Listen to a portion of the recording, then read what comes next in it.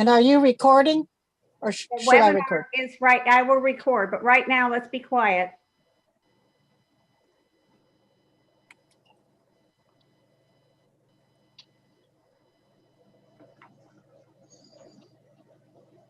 Joy, can you hear me? Are you got me? Yes, I can. Hey, Dietmar. Right on. Okay, thank you. Hey, Mike. Good to see you, man. It's great to see you. You and I, we're going to have a good conversation this year. Awesome, awesome. Super cool. Well, I'm here to help out however I can. Okay, I'm going to start the webinar and I'm going to turn it over to Joy. Give a few minutes and off we go. Okay, so I'm sorry, Joan, are we actually started then or? Yes, we have. Okay, so welcome everybody to the first West Coast version of the virtual lunches. This is just an easygoing, happy style lunch. You can be snacking while you watch this. And to really bring SSCA back to the, not back to the West Coast, but to pump up our presence on the West Coast. We've been, kind of silent lately for some reason over the last few years. And I found out about that by myself too, because I've been a member of SSCA for 36 years now. And it's been an important organization to me. I love it. I love the stories. I love now it's pictures and things, which Dietmar will be doing on the West Coast all the way down to Panama. And that's what helps people to get excited about going cruising. And that's kind of my thing. I still, after 30, what is it now, almost 50 years of cruising in a couple of different boats, I still get excited about it, even though probably my cruising days are just about done. But SSCA has been around for 70 years, excuse me. We're having our 70th anniversary in just a few years.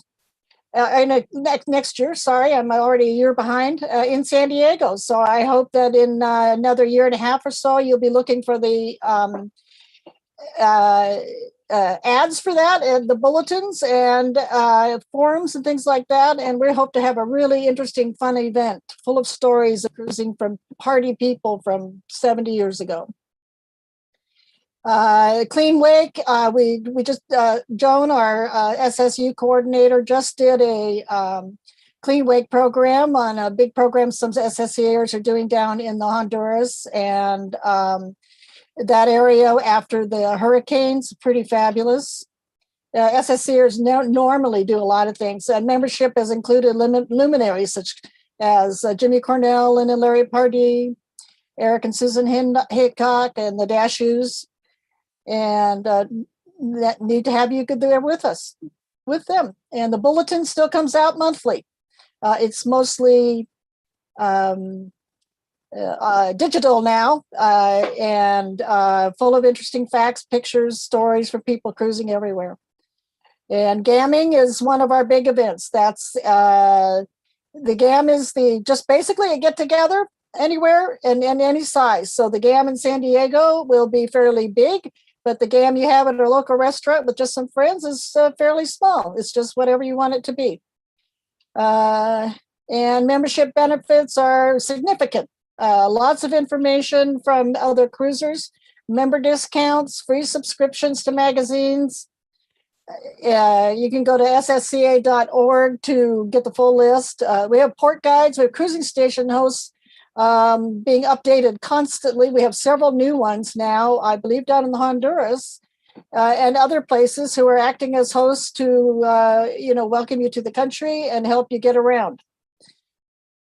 Ham radio service, ham exams. KPK is our single sideband over on the East Coast. Fleet map, you can be on that as a member. And Seven Seas University, which these webinars are actually a part of Seven Seas University, which our coordinator, Joan Conover, she's on today, will actually conducts all of that, doing a great job of it. And of course, we're on social media, YouTube, Instagram, Facebook. We have a member directory so you can find each other again. If you lose somebody, you can probably try to find them. We have photo contests going on, sponsors, some big time sponsors, a lot of help financially with that, with things that you want to do or need to do. And annual membership, $75 a year for one, $35 for the next person. You can go to ssca.org to /join us and get on board with us. So I'm going to stop that share, and now it's going to be Dietmar. Dietmar is the mover and shaker for the Panama Posse, which goes down the coast of Mexico to Panama and now out into the Caribbean. I think you do that every year. Is that correct, Dietmar? Yes. And we're actually in the middle of our 4th season, and we're already planning for next season, which will be the 5th. So yes, yeah, we've done that. I'm sorry, my little puppy is barking in the background, but he feels left out. But I'll keep him outside for a while. That's okay. So Dietmar is going to be showing us some slides. This is basically to get you all excited about cruising the West Coast, Central America. And we also have Mike Danielson from Puerto Vallarta. He's quite an expert down in that area, been there for many years. Is that right, Mike? Yeah, roger that. Yeah, here 25 years. And I have the sail loft here in La Cruz. And we do a lot of cruising seminars throughout the season to help get people built up. We're a big support for what Dietmar does with going down south. We do a lot with helping people pick their window with weather, as well as PV Sailing is the North Sails support loft here too. So we help everybody out with their rigging and sails and all that too. So yeah, we're always here, ready to go.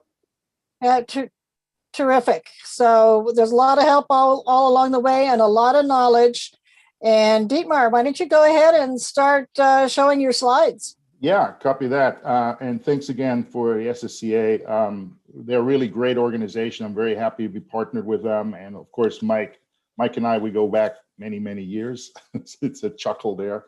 But the Panama Posse routes we have 2 routes. The first route is, of course, going all the way down to Panama, and this is what we'll go over today. And then we have a second portion of it, which is the Caribbean route. And even through the times of COVID, our participants have done all of these legs. So we're still moving around.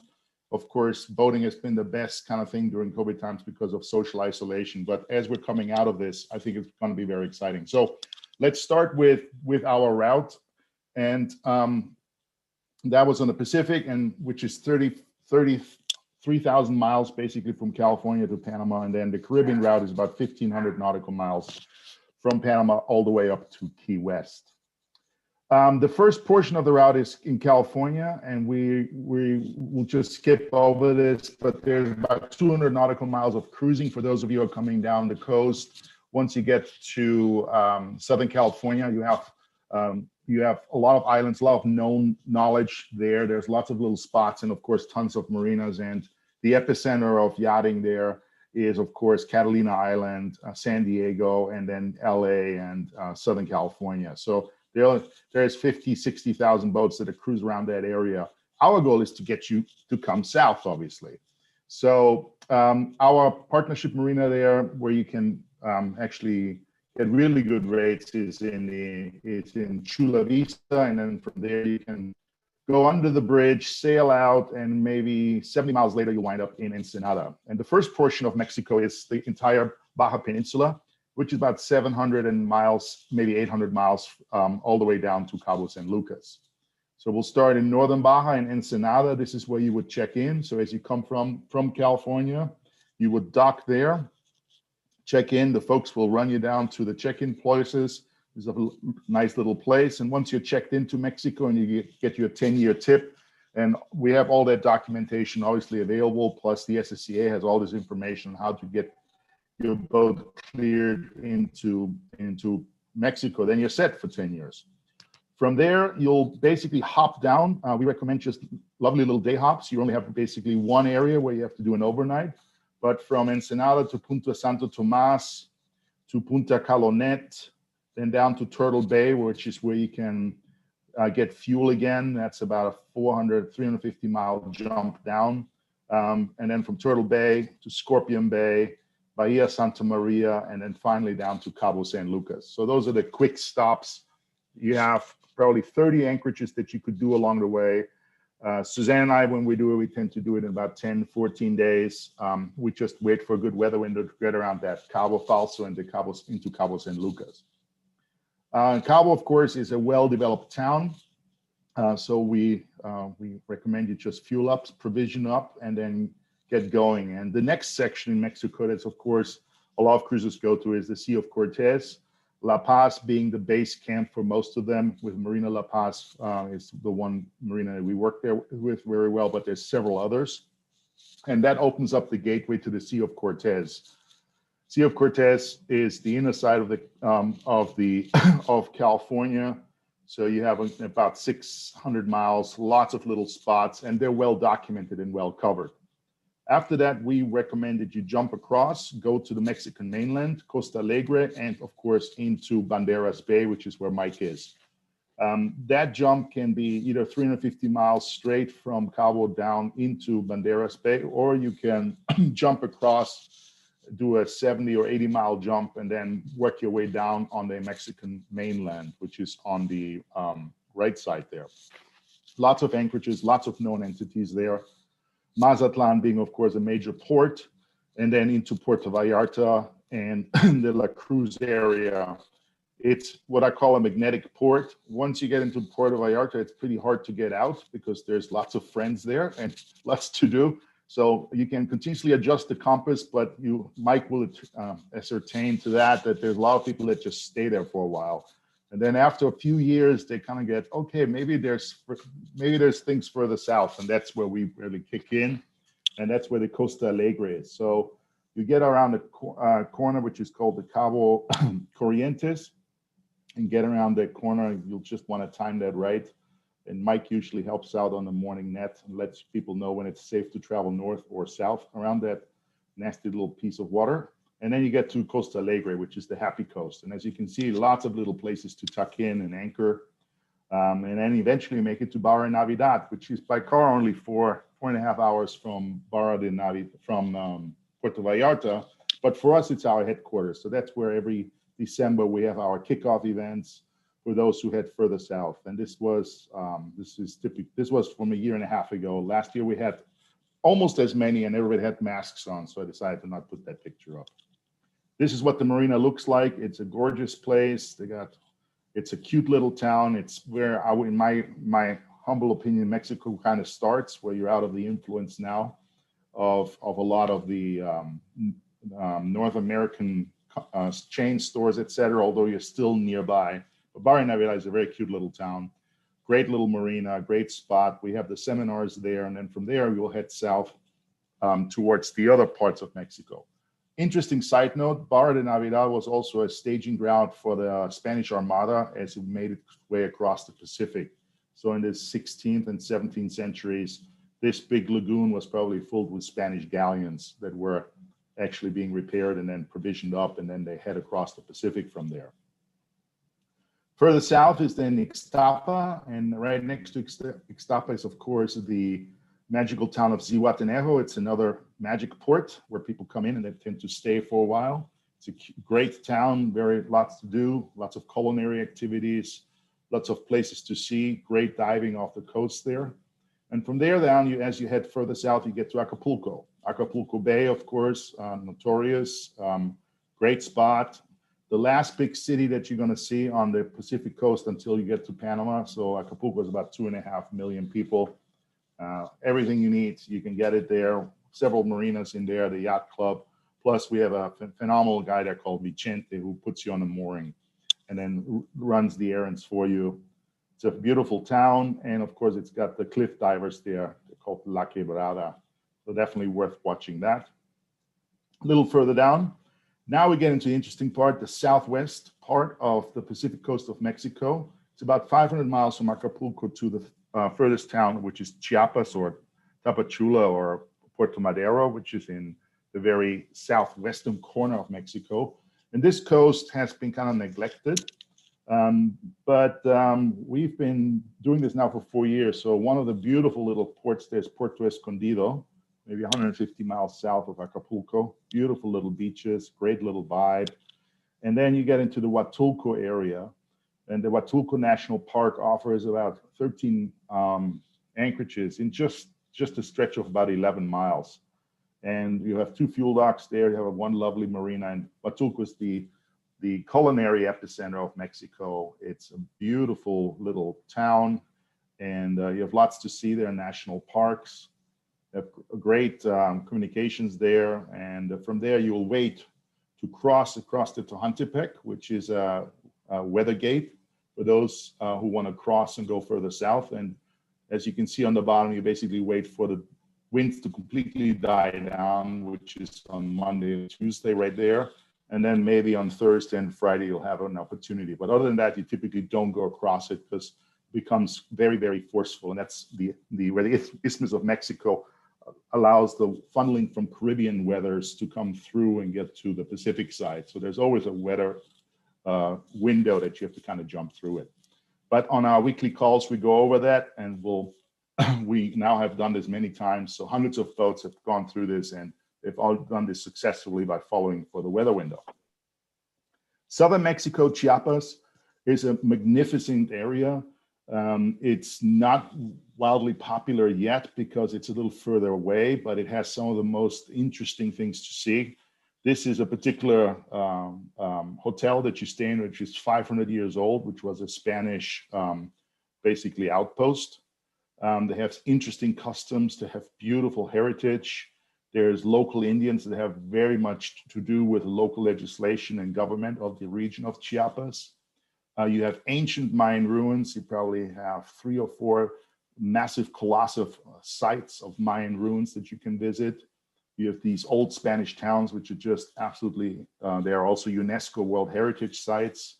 You have frescoes and beautiful ruins in there. You are now sitting in a jungle. So this is where literally jungle comes to life.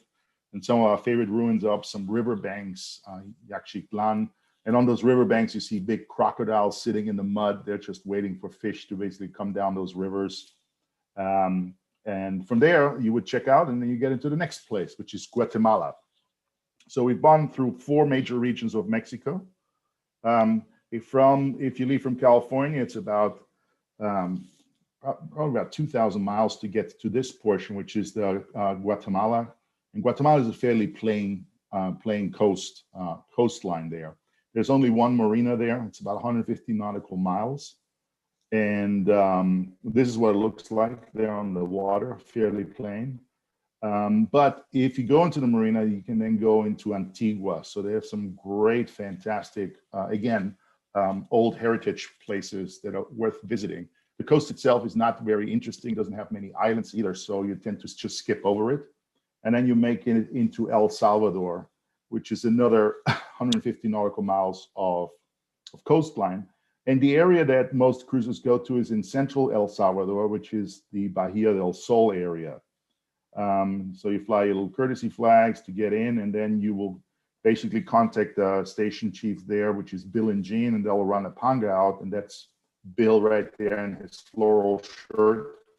And you follow that panga in over the river bar in order to make it safely in. And that's what it looks like in there. It's a beautiful estuary, very nice and calm. It's a pretty sight. And hopefully you run into some happy Panama Posse folks. There's always boats in there. There's people who stay there for years. It's a lovely place. It's in El Salvador. And from there, you can do some of the Eastern Mayan ruin excursions. This is as far east as it went. And they have a phenomenal place called La Joya de Seren, which is the equivalent of a Pompeii in Central America. And you get to see how an old Mayan town from 1400 years ago used to look, because it was covered in 30 feet of ash. So as you can see, they're doing some massive excavations, and this is the only functioning Mayan town that you can see, and how they used to operate, what they used to do, what the villages used to do, what trinkets they used to have. So it's a fascinating place to visit. After that, you go I call it four volcanoes in a row, and you head into the Gulf of Fonseca. Lots of whales in there. lots of little islands, and that's where 3 countries meet. So that's where El Salvador, Honduras, and Nicaragua meet. Not other than Isla del Tigre, it's a fun place to hang out, and there's a lot of whales in this bay as well, similar to Banderas Bay. It's a big whaling kind of area. From there, the Honduran coast, and this is what the Gulf of Fonseca looks like from the ship. You would head down the coast of Nicaragua, which is 180 nautical miles, with tons of anchorages, more concentrated in the southern part, but it's perfect for day hopping as you make your way across. Again, it's a country of volcanoes, of rum, sugarcane, one of the lovely marinas there. They are stationed for us, which is the Questa Del Sol Marina. And you will come across new obstacles on the water. This particular one is called the black flag. Black flags usually indicate long lines, so we have special protocols to make sure that as you coast or go over them, that you hopefully coast, put your props in neutral if you're motoring, to make sure it doesn't get caught. And then you'll basically mitigate it and cut them off to make sure that you can continue on. It's also the first time that a lot of West Coast sailors will see squalls. So that's an area of squall zones that starts to develop down there. And you'll have papagayo winds, which are fast and furious coming winds. They come off the Managua Lake. So they'll kick up to 50 knots. So we tend to hug the shore. So 50 knot gusts, probably sustained winds of 30, 35. So typically reef down. Or when you arrive back in Banderas Bay, have Mike stitch up those sails for you because they'll take a beating on this. Nicaragua is, of course, still run by the Sandinistas, so it's an interesting place. It's evolving, and this is the epicenter of the winds, which is San Juan del Sur. It's a fantastic little town, surf town. You can get everything done there. Nicaragua is still very organic, so you'll see people move their herds of cows along the beaches. And the interior Nicaragua is, of course, all centered around Granada, which is the former capital of Nicaragua during the Spanish. So it's another World UNESCO heritage sites. You have beautiful courtyard hotels, beautiful markets that you can go to, just beautiful architecture as well. And then, of course, you get to lay your anchor down along the way as you make your way down towards Costa Rica. But the interior of Nicaragua is a must-see, lots to visit, lots to see, and of course, the typical serene sunsets that you get. Now let's move on to northern Costa Rica. Northern Costa Rica has 200 nautical miles of coastline, and it is dominated by the papagayo winds into the middle of the Nicoya Peninsula, which you see here. This is the Cabo Santa Elena, which really marks the entrance into Costa Rican waters. And there's the Murcielago Islands. Very fascinating area.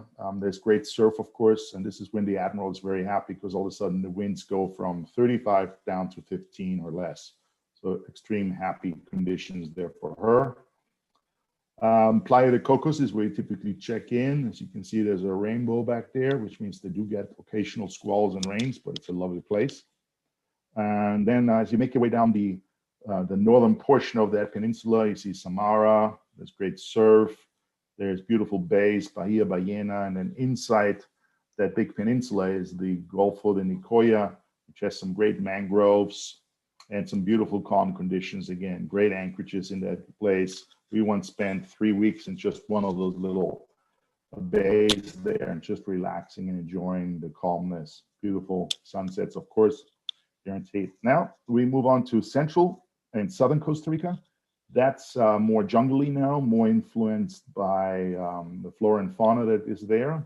You'll have the nebula rays jumping around you. And in central Costa Rica is, of course, a major sports fishing center. So this is Marina Pez Vela in Quepos in central Costa Rica.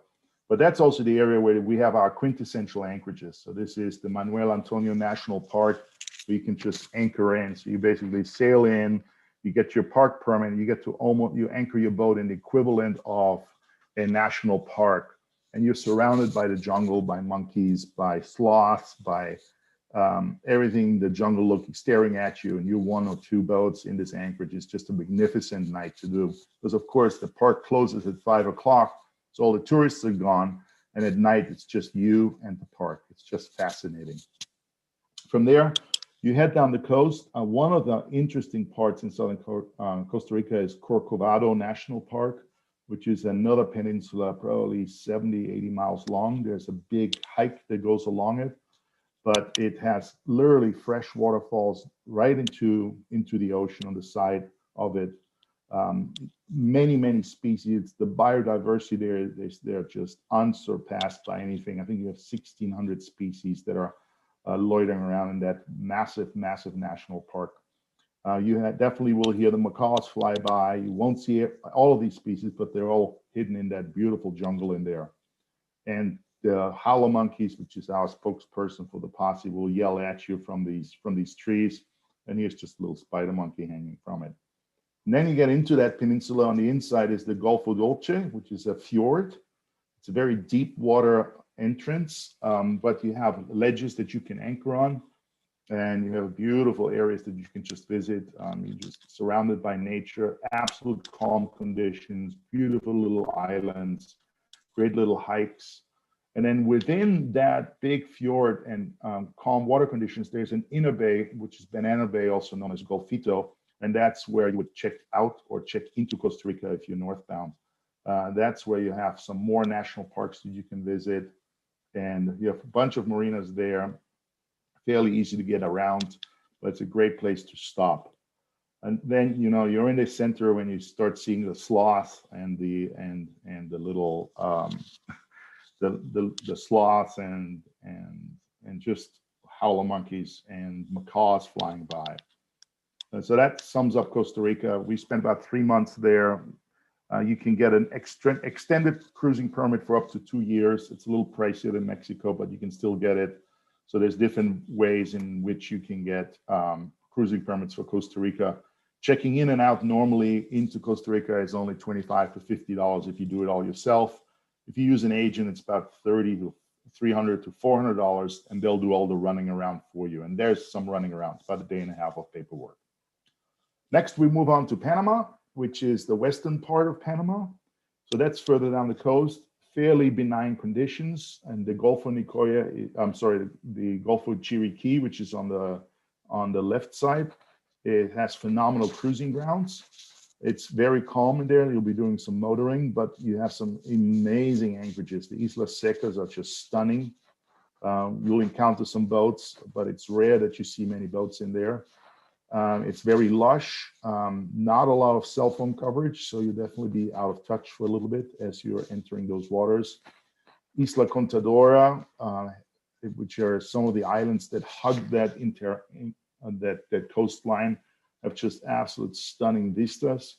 And then you have the big one, which is Cueva. Cueva is a national park. You need to get a permit for it, but it was a penal colony that was completely untouched for hundreds of years and just opened up in the late 80s. So there's nothing there but nature, and it's just amazing place. A lot of super yachts go there for some diving and excursions. They have small little islands. They have their own unique species, and they've completely been left alone. So it's a fantastic place to explore and get really, if you're a birder, this is one of your paradise places. But also it's great diving, great views of underwater life, fang coral, which is usually a very good sign for the health of the waters that are around it is there. From there, maybe another 60 miles, and you get around the infamous Punta Mala, which is similar to Cabo Corrientes, just a little worse, because what you have there is in the Las Perlas, you now have a tidal range of about 20 feet, and that's the easternmost part of the Pacific. So anchoring there, you definitely have an eye on your depth sounder because there's a lot of water moving in and out of that Bay of Panama.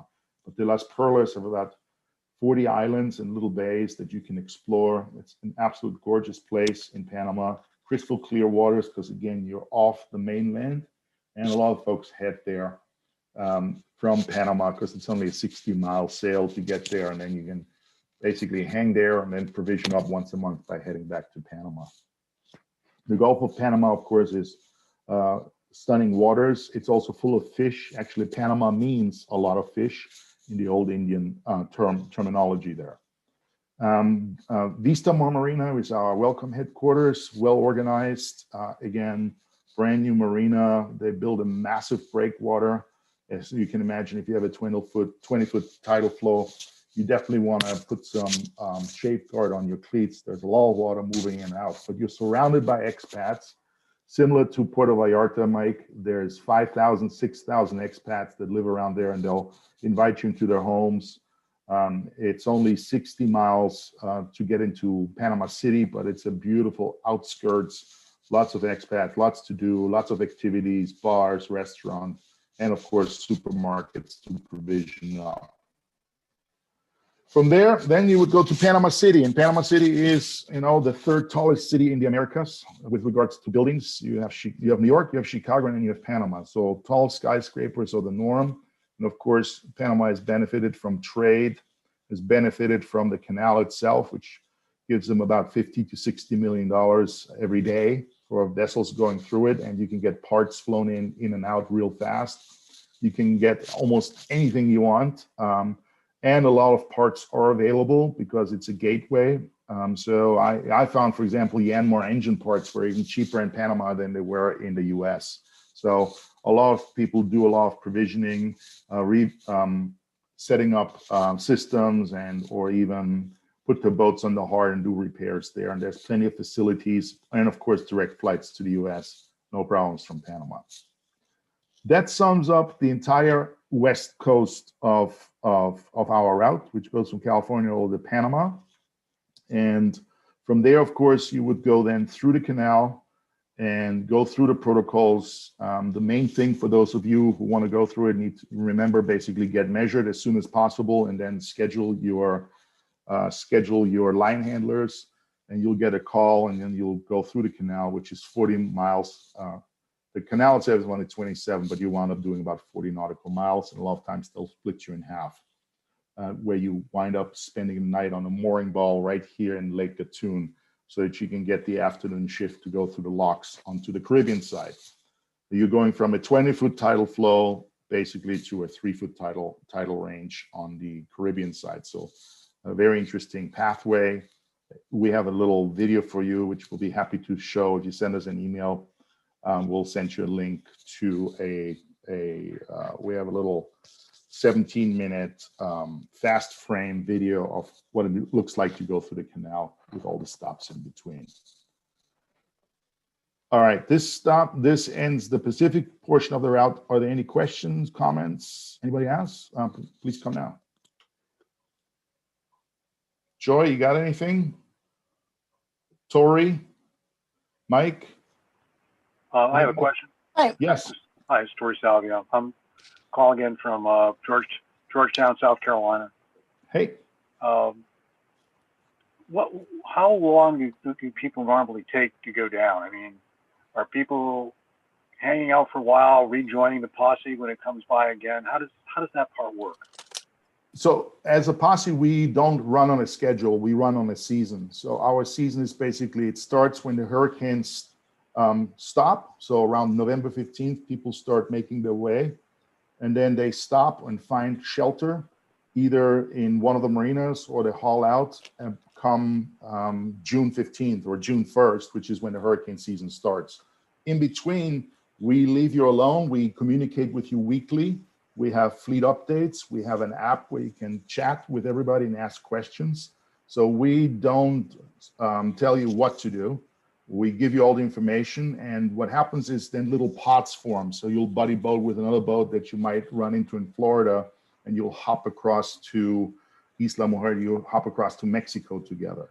So we facilitate that, and we'll give you all the anchorage information, all the discounts at the marinas that we've pre-negotiated for you, but we leave you alone. We, unlike other rallies, we don't give you a schedule because we don't believe in schedules, because weather will ruin that. We'll ruin the experience and we'll make it unsafe. And do you have safety checks and safety standards and all that type of thing you kind of find in a lot of the rallies? We believe that you're a mariner. It's your vessel. It's your crew. It's your responsibility. There's plenty of information out. You will run into different entities that will make you do safety checks. But once you're part of the posse, we expect you to be a mariner. We expect you to be self-sufficient, so that you're not a burden onto others.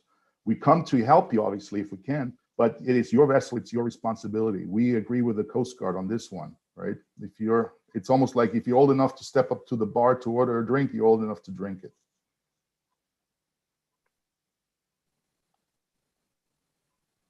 Hey, Dietmar, I got Hey, some Mike. stuff to add for you. Yeah. Okay to go now? Yeah, absolutely. Okay. All right. So, to kind of help what's up on the West Coast side, when you guys are coming down from North America, doing the Baja and then coming into general Mexico, you got a couple points where you have some very good support. You have Ensenada, where you also have attachment to San Diego. You've got good haul out there. You've got good access to support out of San Diego. And then when you get down to the bottom of the peninsula, up around the corner, up into La Paz, you got quite a bit of support that you can find there as well for general services, repair services, and so on. Where I am is Banderas Bay, which is Puerto Vallarta, known for Puerto Vallarta. We have four marinas in Banderas Bay, 3 ports. We have La Cruz, we have Nueva Vallarta, and we have Marina Vallarta. Nueva Vallarta and Marina Vallarta are actually 2 different states. So if you make your way this way and you're checking in, you generally have to deal with the primary port captains, either in Puerto Vallarta or in Nueva Vallarta with your general check-in. When you're departing, if you're going to check out of the country, it's more of the same depending on where you're staying around the bay. What is really beautiful about Banderas Bay, other than saying amazing place to sail and adventure, and it is, like Dietmar brought it up, it'll suck you in. I come from Maui, Hawaii, and I've been here 25 years, Banderas Bay. It's just, I love it beyond belief. But we have really built up in the 25 years that I've been here, the services for support to help you get built up to go wherever you're going is phenomenal. We have 2 major shipyards that are able to haul almost everybody. And with our purveyors in both Marina Vallarta and in La Cruz, you can pretty much get anything done. And we have amazing fabrication mechanics, of course, sailmakers and riggers and so on. So, all the way around, we can help you. Another thing that we always try to do too, and this is in support of what Dietmar does with Panama Posse, is we do run a whole slew of seminar series, both in La Cruz and out of Vallarta Yacht Club in Paradise Village. And Dietmar has come to support the one we run out of Paradise Village, out of Vallarta Yacht Club. We do everything we can to help you guys get a heads up about what you're going to be walking into. If you're looking at major offshore voyage, we do a lot of buildup for people that are going South Pacific here, as well as for everybody that's going Panama. And again, through our system of the boat yards and the purveyors, we can get everything here. We've got, we got some of the best working on stuff. So you definitely got a safe haven there. As you work your way south, you start to work into some more logistical problems, but there are little niches of different places that can help you out along the way. Acapulco, you can get some service and support. Huatulco, you can as well. For us out of here, most of us that have been here for quite a while servicing the fleet have got it set up to be able to help out people down the road to into the lower part of Mexico and Chiapas, and then all the way down and into Panama. So like if somebody gets sales from me from north, I'm able to get them to wherever you are in general, going south, and replacement rigging too. And like Dietmar brought up, we got a lot of resources out of Panama for stuff like engines, and also, hub for some of the stuff you're having to come in, bring in from other places. They can totally help you out. So yeah, also really good. there are major yards also in Costa Rica. It's just a little pricier there because they have really tough taxation. So unless you got an unlimited budget, Costa Rica is a great place to cruise. but it's 40% more than the rest of the world just because everything is taxed 40% more. So it's just a little pricier. But Panama is the next, it's the next stop. And so if you want to, Tori, I can now go to the Caribbean side and I'll show you our northbound route, and I'll speak a little bit to what people are doing who is coming south and what routes they're taking, if that's okay. Dietmar, this is Joan. Yeah, guys. Uh-huh. Yeah, Yeah, go ahead. we have a question from Thomas Solti, and he Yeah. wanted to know about country check-in and check-out. I normally point people to Noonside because we're all posting to Noonside, but what could you offer a little bit of that and then move to the Caribbean side? We like Noonside, but Noonside is very Eurocentric, and because we're dealing in mostly Spanish-speaking countries, we've created our own documentation central for the Panama Posse. So if you just go Panama Posse / Guatemala, you'll have the latest information. We've then also, for the last season, added all the quarantine protocols. So what needs a COVID test, how many days, and what the procedures are.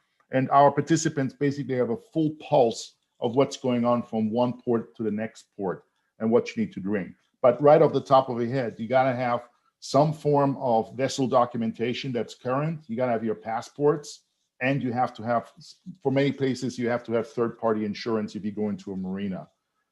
Make a lot of photocopies of everything, make sure your passports are current and up to date. And then every country will have different procedures. Some may require you to use an agent, others you can do it yourself. So all these procedures are all documented for us, and we make them available to all of our participants, obviously.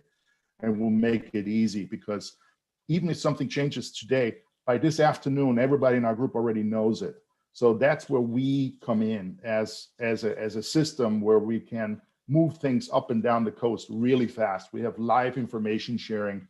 That's something that neither Noonside nor website can do because it's not live. We have currently 194 boats participating. They're in every country. So if you have a question about Jamaica, we can answer it. If you have a question about Rio Dulce right now, there's a boat there. And that's what makes it different from Noonside. So that's how we communicate. We communicate in a very different method. All right, so yeah, go ahead, Mike. Yeah, just real quick, because I got to split. I got a boat call coming up. I got to go. But if there are any questions, I'm here for just a few more minutes, and then I got to split and go sailing. So anyway, again, anything I can do to help you, though, man. Yeah, thank you. Good to see you. Great seeing you too. So yeah, I had one more question on communications. What is your preferred method? Or you prefer people have SSB, or how do you communicate? With the Panama Posse, we use three things. We use a Line app, which works on a cell phone, which creates a live chat room for our group. It's probably the least known social media platform. That's why we chose it, because it allows us to have live phone calls. Once a week, using that tool, you then have a live group call. Every Monday, we talk about the Caribbean side and the Pacific side and any logistical issues that you have. So we have a warm-up session where we chat, and we have your typical net that's just run over a cell phone voice over IP line. And then we have a follow-up session where people can chat and drop in their location pins. That's one thing. The second, we do weekly emails. So if you go to Panama Posse website right now and you subscribe, you'll get our fleet updates. And we have those during the season every week. So you get a sense of what people are going through, what challenges, what beautiful things they visited. And that's, again, live, similar to the SSCA, who we partner with. They do basically their port reports or their trip reports or their route, or all those reports get published out and are now basically available to everybody. And then thirdly, you can always call us. So for example, and we'll talk about this on the Caribbean, we are now creating groups of vessels that are going to be traveling together as convoys. Because as you'll see on the Caribbean side, there's some pirate sections where we want you to travel as a convoy. So we're setting that up now also for this season.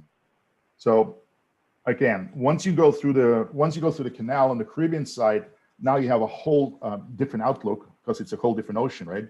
And the Caribbean side of Panama has maybe 15 miles to the west is an old Spanish fort, and that's actually the outflow of the river of the Lake Gatun, which has a big, massive dam that was built in order to facilitate the Panama Canal. You have some really interesting historic sites there. From there, it's about 150 miles west to the area called Bocas del Toro. And Bocas del Toro is another major center where people gravitate to. We had boats in there now for 3 years. They're not leaving. And it's an archipelago of islands, lots of knowledge in there, lots of information. But only 150 miles to the east is this little marina here on the lower right, that's Shelter Bay, which is a massive yard. That's where most people haul out on the Caribbean side for Panama, get all their things done. They have great services available. You can fly things in, you can get things in fairly cheaply. So that's on the Panama Caribbean side. So Bocas del Toro is lovely because it's got an airstrip. So it's got a cute little flight that goes from Panama directly to Bocas del Toro. And then you have these beautiful little anchorages, and you have hundreds of them. They're just strewn about with two massive marinas in there that support super yachts and everybody else. And that's the Bocas del Toro. Then you have 175 miles of cruising ground to the east towards Colombia on the north coast of Panama, which is the San Blas Islands. And those are operated by the Kuna Indians.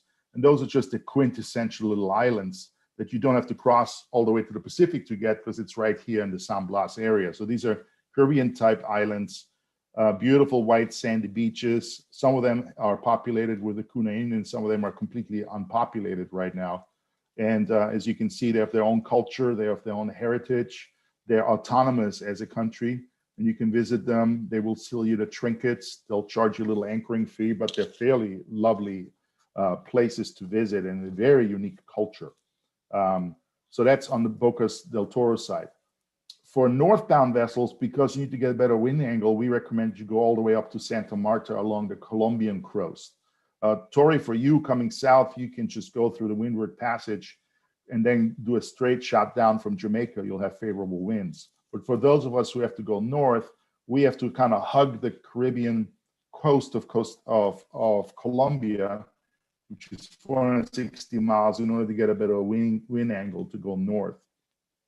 And that is the first big port, 160 miles from the border with Panama, is Cartagena. Of course, a massive city. Again, 2, 3, there's 5 marinas there. There's yard services, and it's below the hurricane zone. So a lot of people leave their boats there during hurricane and then travel back to the US, or continue on and take travels to South and Central America for sightseeing. Outside of Colombia and Cartagena, you have the Rosario Islands, which is another archipelago that is just a beautiful little water area, beautiful islands just outside of Cartagena. The Caribbean, of course, is much more condensed. So the largest passage that you have to do on the northbound passage, once you get to to Santa Marta, is 430 miles to get to Jamaica. That's the biggest passage that we have on our route.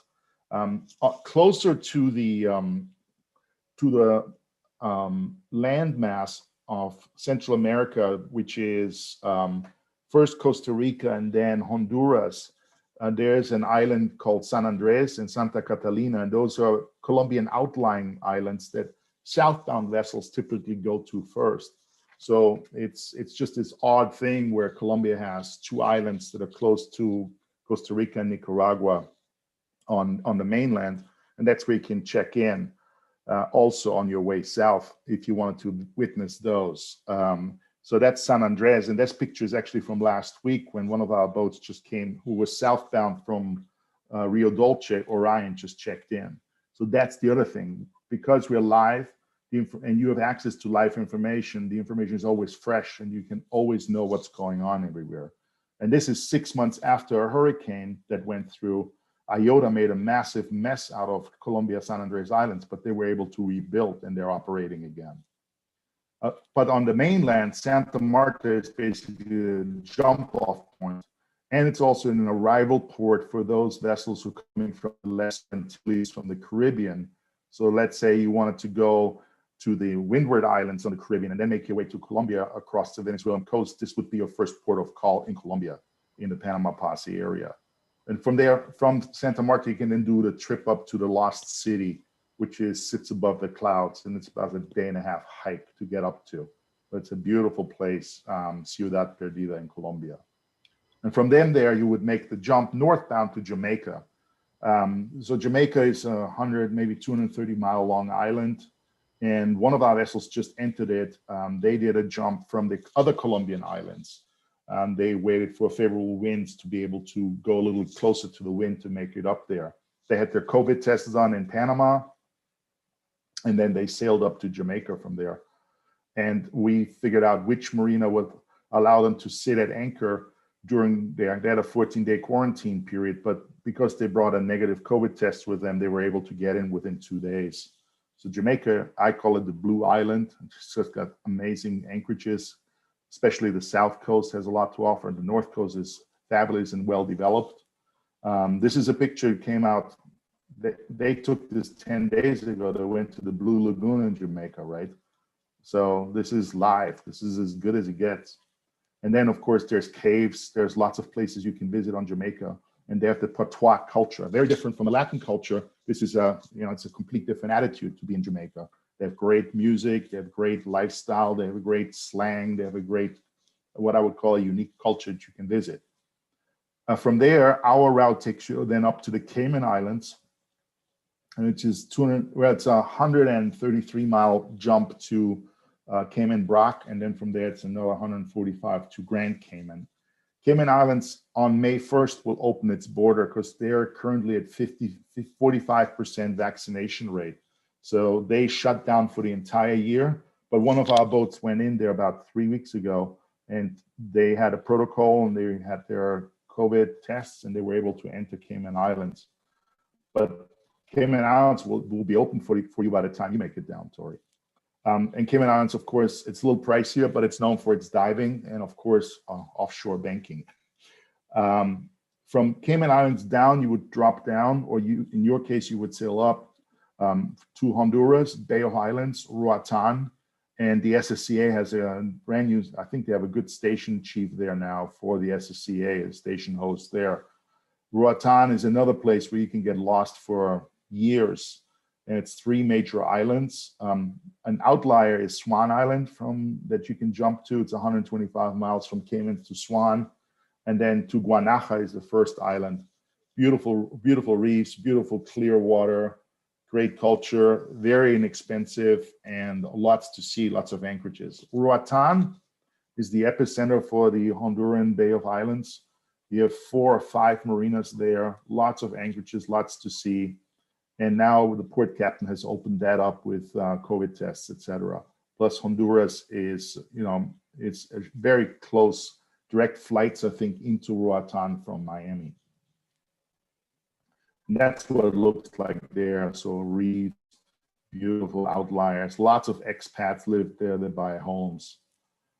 From there, you would then jump down to Utila, or in your case, you would go to Utila from Rio Dulce if you're hugging the Yucatan Peninsula and go down to Rio Dulce. So Honduras, Utila is another great spot, lots of anchorages, lots of places to see, and phenomenal, beautiful, crystal clear water, and of course, great diving that goes with it, being off the mainland, not having too much runoff.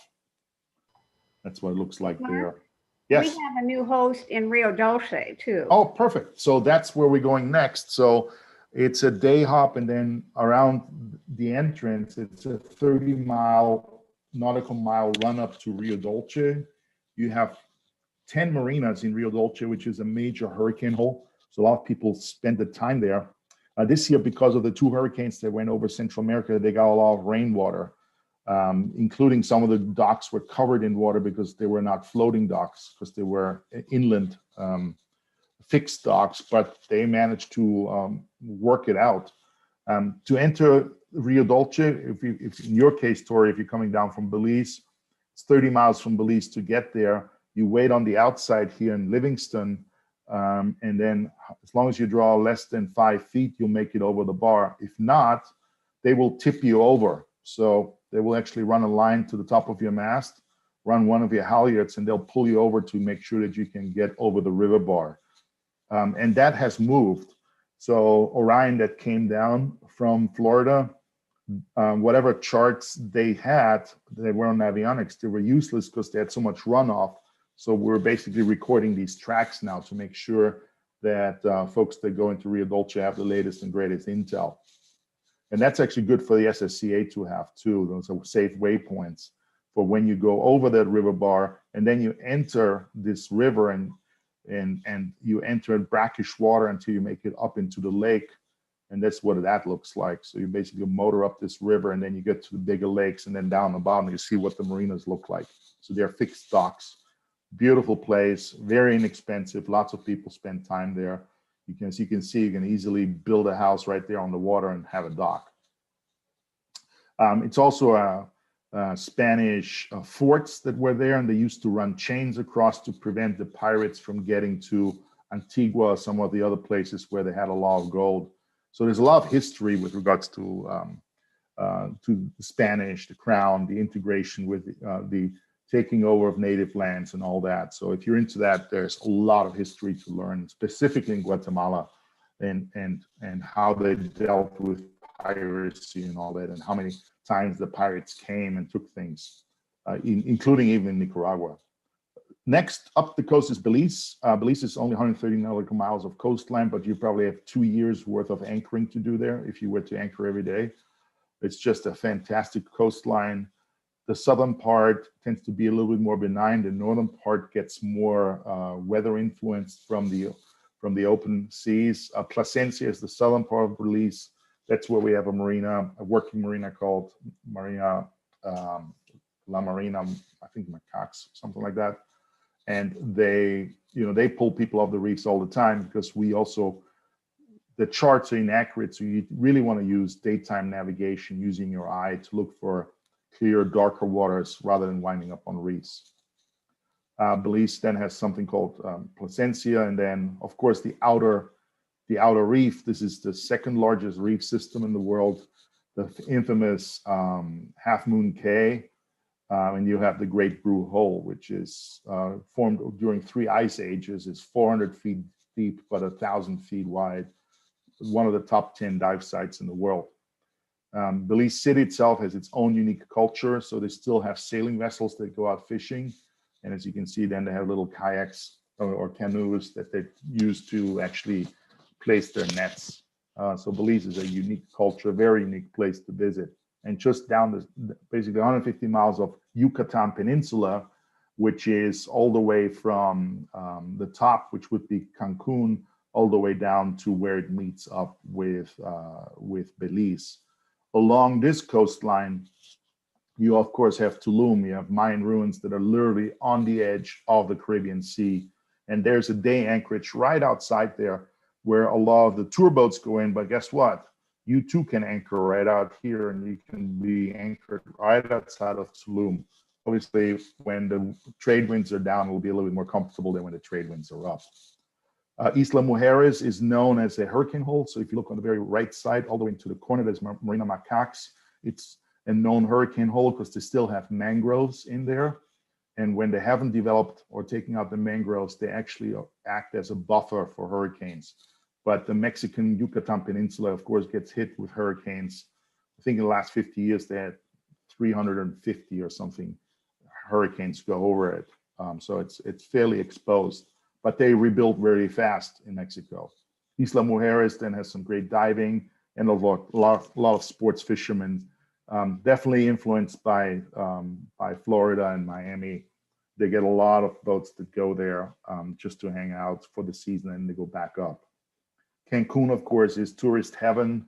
I don't know, not my cup of tea, but you got everything that you want, including, your Home Depots, you have your big supermarkets, and of course you have the big party places. From there, across the Yucatan Channel, you would go to Cuba, Western, and that's what we're going to focus on over the next few seasons, get the information for Western part of Cuba, because it suits us for our route and our participants. We want to be a little further afield. And that then gets us to Key West. So the southwest portion of Cuba is of extreme interest because, as you can see, it's a beautiful lagoon, crystal clear waters. So Cayo Largo there, we already have intros to 5 marinas in Cuba now. They, of course, have been under a massive embargo. So we will look what the Biden administration will do and how they will ease things and what the benefits are. But they've definitely suffered tremendously. For you to get into Cuba, you have to be completely self-sufficient. You can't get insurance. You can't get money in. You can't get money out. They don't even have great provisions from the latest reports we've heard for some German boats. So come fully stocked. Don't expect to buy anything. If you want to buy things, it's going to be a whole day for you to get one thing because you have to go to different stores that may or may not have things for you. We hope that this will change because it's 1,000 miles of coastline that we all want to explore, but we'll see how that plays out. The area that's interesting to me is Las Tumbas, just beautiful, on the very western edge of Cuba and the interior part, Pinar del Rio, because guess what? This is where the tobacco comes from. So if you want a big Cuban cigar, that's where you're going to get it, right? Because that's where they grow the tobacco. And then, of course, from there, it's a jump across to 70 miles to get to the Keys. We currently work with Marathon Marina. That's the cheapest one we found because a lot of them are quite pricey in Key West, or they're basically overrun, or they're too busy. And on the way there, you might also check out the Dry Tortugas. This is Port Jefferson. I think it was built with 16 million bricks, and of course, a lot of slave labor in order to build this. But this is one of the fantastic anchorages that you can go to 60 miles west from Key West. And that rounds up our route for northbound folks. For southbound folks, you have many more options because you can go through the Windward Passage, you can make your way down the Bahamas and then jump to Jamaica and then decide whether you want to go to Colombia, go to Roatan.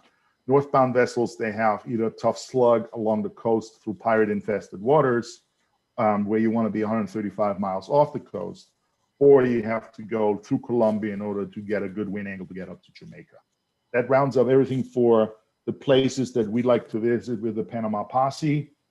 Of course, here's a little pitch. We have no set schedules. We give you live calls. All this stuff is available on our website, so I don't have to go over that with you. That's us. Thank you very much, and I'm going to turn it over to the SSCA, our partners right now. Thank you. Hey, Dietmar, this is Joan. Hey, Joan. Yes. Well, first of all, we were in the southwest side of Cuba the last time U.S. people could be in there. I think that was 2017, and spent a month there wandering around because I was looking for prehistory canals and earthworks, which we did find, but we wandered through all of Pinellas, went to many different areas. So there's a lot of stuff that I could share with you, along with a family connection to Hemingway. Great. Yes. Also, the Colombia, off the coast of Colombia, everyone should be aware of the big low pressure system that sets up there. You got to really watch the weather. It comes down off the mountains. It can just slam you suddenly. And we've had a couple boats get into trouble off there. We have some hosts in Cartagena that are I'm sure you know them, John Haley and Lee, and they're helpful. But the weather just off of Colombia, you got to watch it. And I know you do that. You do a wonderful job. Thank you. Yeah, we want to keep you safe, but at the end of the day, we're not dictators. We'll make sure that you get all the information to make the right decisions. Ultimately, it's your decision to go, though. It's your boat. It's your vessel, right?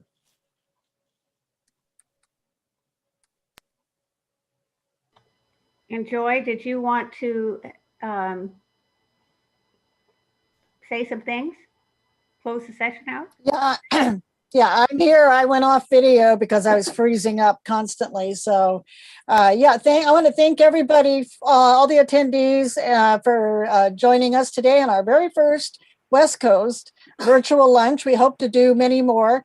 If you have any ideas of anything you want to hear about or somebody you want to hear talk, let me know, and we'll see if we can't drum that up for you.